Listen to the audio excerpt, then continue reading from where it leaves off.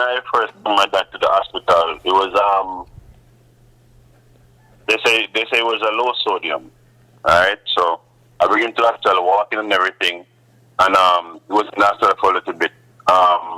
They released him. I take him home, he was still feeling pain in his lower abdomen. So what I did, I take him to G-West, which is in Fairview. You with me? Yeah, when was this? Alright, so this was the first time, like 2 months ago.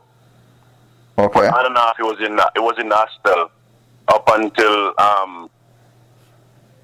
last month. Then they released him. He wasn't able to walk and anything like that because he had got nuts infection at the hospital, upper GDI bleeding, and just a lot of stuff was going on with him. So they called me one day. Well, I called him and they said, okay, my dad is released again. You might know that it's the third time they released him and I have to take him back. So when I take him back now to the hospital again, they're saying they can't do anything much, but I just keep him home and get somebody to turn him every 2 hours. So I had this lady taking care of him because I had to work. It's just me and him really live, and the lady was taking care of him. The last time when they released him out of the hospital, he had a bed sore like in his head. Piece of his ears was cut like pretty much torn off, and 2 big bed sore in his head. His foot was like leaking the drip and everything that was coming on.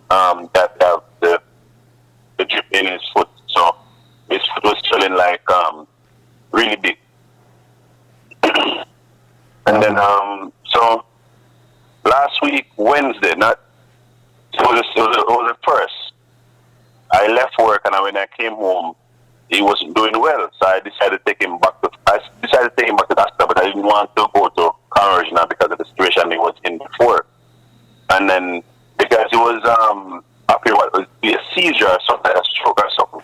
What I did know, I was scared. I didn't want to go to Falmouth because I got information that Falmouth was overpacked as well, and then I didn't want to take the chance to go that far and then something happened, So I take him to Cornwall Regional Hospital. It was about 8:30, 9 o'clock when I take him to Cornwall Regional Hospital. 9 p.m. that was. I just had left work. So I was there for a little bit until about 3 a.m. Thursday morning. I left. The doctor was trying to get some firm. That didn't work out. She had left. She didn't even give me her name. She had left and said the next doctor was supposed to call and deal with it. I left and I called them Friday evening. No response. I guess they was busy. And then Saturday afternoon, I left at that lunchtime and I went up there. No one was able to give me information. And all through that, it was like a busy scene for everybody at the hospital. So I tried to get information, didn't get through. Then the lockdown had come because Sunday, Monday, and Tuesday. So I went back there in the West, saying I'm not leaving until I get some information. So what I did, I took my car and block not the entrance, but drive it towards the emergency entrance and park the music up because I needed, the attention to make sure I get the information out. I take my uniform off and put on a overall that I had in the car. Security guy went and get the police and I threatened him. That been said now, so finally some lady come out and say, all right, the doctor will see me in a bit. So I moved the car, parked it back in the parking lot, and the doctor didn't really come at that time. So he said that lady was supposed to give me information. He said I went there from 7 a.m. in the morning. 1:30 still nobody come out to talk to me.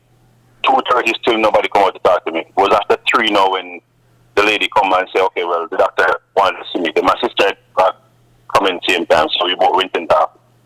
He's telling me that my dad passed away on Thursday. That was a Thursday when I left there at 3 a.m. So my dad passed away on Thursday at 4 a.m. in the morning.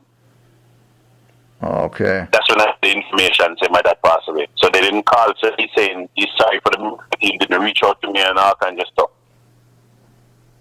Alright, so now I called them on the Friday, the Thursday. That was the window to get my dad released. So she not sure when that's gonna be ready. So no assistant get any information. Because the whole thing that's going on with Hostel. It's really bad that I have to go through this to get the information that my dad had passed a week later. When right now even work trying to put me off work because of the whole thing that's going on. They said I'm not really pulling my weight, and they're pushing to give me 2 weeks without pay off work, and no money really to do anything really. And then I only get paid once a month. And with all the lockdown and everything, it's crazy. It's just not getting no hours in or anything like that.